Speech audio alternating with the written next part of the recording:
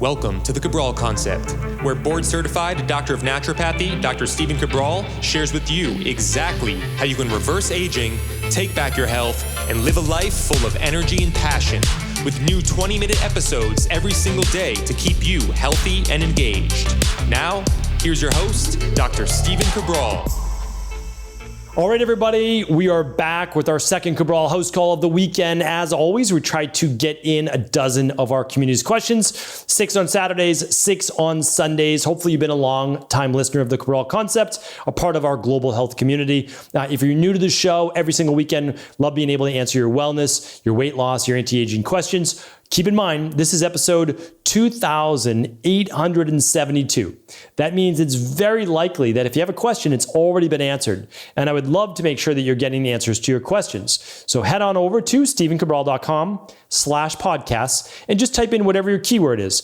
Yesterday, we had a bunch of questions on digestion, prostate, osteoporosis, omega-3s, vegan omega-3s, what else? Estrogen balance, dandruff. So all of those can be searched right inside of that box. And believe it or not, I've already answered those questions. So again, I'm always happy to answer them. I really am. But I just want you to make sure that if you ask your question at stephencabral.com/askcabral, it does take about 10 to 12 weeks or so to get that answered live on the show.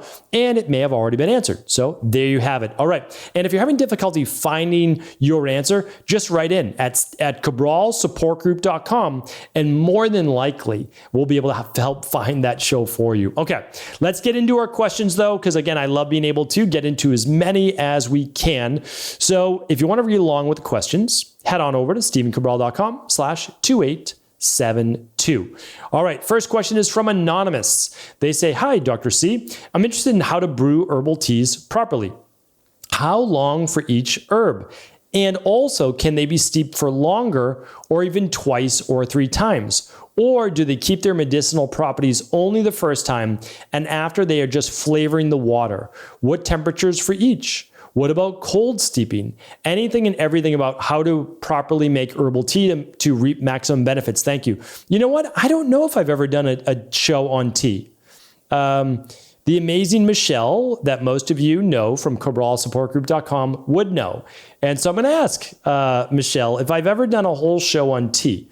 And if not, I'm going to put that in my notes right now, because I can't answer that whole thing. That would be the whole day's show, right? Today's answering 5 to 6 questions from the community. But let me give you some answers right away, right? Because you wrote in, you waited the time. I want to make sure that I answer your questions. Okay. First and foremost, if it's an herbal tea, that's a little bit different. Remember, herbal teas are different than tea. Let me explain. A tea comes from a specific genus, a specific plant. And it would be like black tea derivatives, green tea, even white tea is a tea. It's young leaf. And then there's black teas, right? So it's like, okay, those are teas. And then when we move outside of that, we're looking at ginger, passion flower, chamomile, right? I could go on and on. And so all of those are actually herbs. They're technically not a tea. We call them teas, but they're an herbal drink. And those are great, right? They're some of my favorites. Ginger tea for digestion, marshmallow or peppermint tea for calming an acidic stomach, chamomile tea for calming the nervous system and sleep. Like there's literally one for everything, right? Tulsi tea for the nervous system. So what I want to share with you is this. All teas, you typically don't want to use boiling water. But with herbal teas, it's actually more acceptable because you're boiling herbs and not tea leaves, which degrades them to a further degree. So if you're making green tea or black tea or even white tea, which is even more delicate, you would use water below 180 degrees. Typically it's 176 degrees. All right. If we're really being like tea aficionados here, usually that's what they'd say. But that also would still be, you want to cool it a little bit before you might add raw honey or something like that to it. So, okay. The other part was, how long can you brew it for? All right. Well, the longer you leave in like black tea, the more actually the strong it is. So the more caffeine there is in as well. Now, herbal teas, there's no caffeine because they're herbs. There's no caffeine in those specific herbs. So you can leave in the tea bag like unless it's ginger, which might be too much spice for you, you can leave in a chamomile tea bag. You can leave in whatever for the whole time you're drinking it, which is typically what I do. And so it becomes stronger. So you get more of that thing. The longer it steeps, the stronger it is. Now, 3 to 5 minutes is typical. If you leave it in for longer, yes, it depletes those herbs for the second time around. So for me, I typically, just like you said, it's more water flavor after that. So if I want the medicinal value, I'm putting in a full tea bag and I'm actually keeping it in while I drink. All right, so hopefully that's helpful. And then I'll do a whole show. So that's a great idea. Joanna is up next. Joanna says, hi, Dr. Cabral. Do you recommend calcium supplementation in pregnancy for a woman who does not consume dairy or recommend it at all? What are your overall thoughts with calcium in pregnancy? Many thanks, Joanna. Yeah, I recommend calcium with magnesium, right? So it's in the daily nutritional support. It's in the daily activated multi, but I actually have no issue with women using what's called CalMag Complete, a very balanced calcium to magnesium for their bones and the growth of the child as well. So yeah, I can absolutely recommend that as safe. I don't recommend herbs during pregnancy, many of them, but I do recommend your vitamins, your minerals, your omega-3s, because all of them help with actually a healthy birth and a healthy development of that unborn child. So yes, I recommend that, not mega doses, but I do recommend that. And then of course, if you don't eat dairy, is your leafy greens and other things that are high in calcium. Okay? All right. Nana is up next, or Nana. I apologize if I'm mispronouncing. Hi, Dr. Cabral. Thank you for your ongoing support. I did the CBO protocol, but couldn't get through the Candida month. I got extremely inflamed because I'm sensitive to herbs due to a salicylate sensitivity. I tried titrating, but nothing worked. Even like a sprinkle of herbs gets my gut super inflamed in my gut. I instead focused on the CBO diet, probiotics, and daily multi, but I just feel even more sensitive to herbs lately. I'm currently taking L-glutamine to seal my gut, and even though it helps, I think all the inflammation from when I accidentally have salicylates throws me off and makes it hard to seal my gut. So far, I've tried glycine to help me detox better, but it hasn't helped much.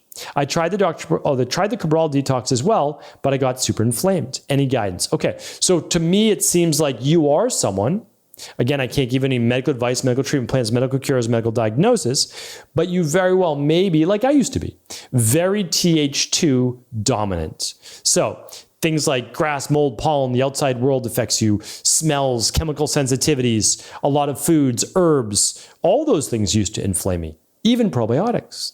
And so what did I have to do? Well, ultimately, I had to do the work to repair my gut. So if you haven't run the Big Five, I would do that, or at least the Candida metabolic and vitamins test and maybe the food sensitivity test. Figure out what you need to eliminate. And if there is yeast overgrowth and there is bacterial overgrowth, we need to eliminate it. Like some way, some shape, some form, we have to. So it's either the CBO protocol with Equilife, or variations of it, maybe just the GI balance, right? Maybe just the biofilm disruptor at first and not the herbs, right? So maybe try that.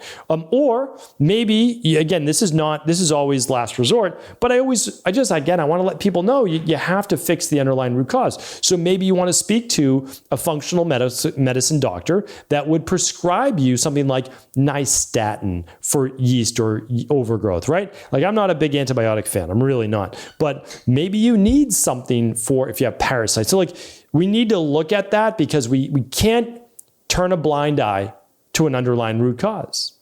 And all of those things can continue to create higher levels of histamines that are exacerbating your symptoms potentially. So you might have to go on a lower histamine diet, keep working on your intermittent fasting as able to. Again, I can't provide you medical advice.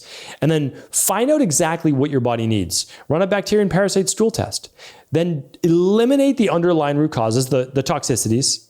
Replace those deficiencies. You might be low in zinc, vitamin B6, and magnesium. I was. When I got those things, I started to feel much better, right? So always do what you can do. Get a precision-based plan built for you, and I know you'll get there. I got there, and I know that you will too. All right. Ryan's up next. First of all, thanks for all you do in sharing all of your years of knowledge and wisdom with all of us to help expedite our health journeys. Thank you, Ryan. I appreciate that. I have 2 questions. First, I have a 6-year-old daughter. She is always happy, does great in school, and eats fairly well. But when it comes to sleep, she tosses and turns and grinds her teeth constantly all night long. Do you have any thoughts or ideas on deficiencies or toxicities as to what would cause any of these? Okay. So, potentially parasites. It's not uncommon in children. So we run a bacterium parasite stool test. Okay, that's number 1. Number 2, low in magnesium, low in B6, low in folate, low in methylcobalamin. You would run that with what's called the starter kit. And that is at stevencabral.com/starter-kit. My daughters run it every year along with the food sensitivity test. So just letting you know, I do the same exact thing. Because she may be low in certain B vitamins, magnesium, and maybe even zinc as well. And I know that I just kind of named those as well for the immune system, but I just have a lot of research behind those, and I'm just kind of looking at, okay, the big rocks theory and also, the 80-20 rule. Like, what are the minimum amount that I can give you that might get you the best results? So that's where I would start. All right. I hope that's helpful. Your second question is, what are your thoughts on Urolithin A? I see a lot of promising claims, but I was wondering if you have any experience. What would it rank in your hierarchy of supplements? If everything else is dialed in, would it be worth taking? Take it for maybe a month or 2 a year. Thanks again. Great questions, Ryan. So I go through that actually in High Performance Health. So check out highperformancehealth.org. I don't promote it that much. It is, I think, the most cutting-edge, unbiased research on advanced health, anti-aging, and longevity. Like, it's literally A to Z everything. So in that, it's funny. I don't tell you to take 41 supplements, but I actually give you the whole hierarchy. There's four tiers.